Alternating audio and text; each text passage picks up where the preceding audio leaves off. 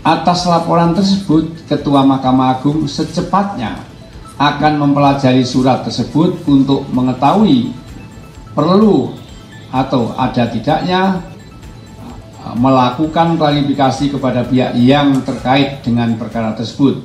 Jadi saya mau menyampaikan press release terkait dengan laporan pengaduan yang kemarin teman-teman wartawan lebih dari 10 WA ke saya, sehingga hari ini daripada kita jawab satu persatu, kita jawab bersama. Ya. Mahkamah Agung RI telah menerima surat pengaduan nomor 15-8/2025 tanggal 4 Agustus 2025 tentang dugaan pelanggaran kode etik dan profesionalisme yang dilakukan oleh Hakim Perkara Tindak Pidana Korupsi nomor 34/Pitsus TPK/200/2025 PN Jakarta Pusat atas nama terdakwa Thomas Trikasih Limbong di Pengadilan Tindak Pidana Korupsi pada Pengadilan Negeri Jakarta Pusat.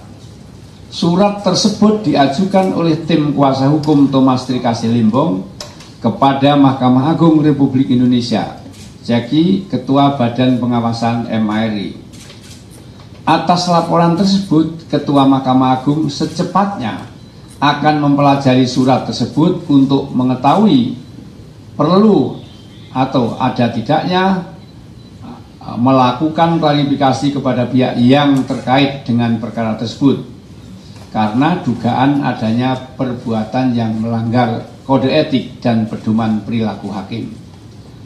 Terkait permasalahan sertifikasi hakim tipikor atas hakim yang menangani perkara tindak pidana korupsi nomor 34/Pitsus TPK/2025 PN Jakarta Pusat atas nama terdakwa Thomas Trikasih Limbong berdasarkan data dari Pengadilan Tipikor pada Pengadilan Negeri Jakarta Pusat, hakim yang menangani perkara tersebut telah memiliki sertifikasi sebagai hakim tipikor, sehingga berdasarkan pasal 11 huruf E dan pasal 12 huruf J Undang-Undang Nomor 48 Tahun 2009, Undang-Undang Nomor 46 Tahun 2009 tentang Pengadilan Tipikor, maka yang bersangkutan telah memenuhi syarat sebagai hakim tipikor.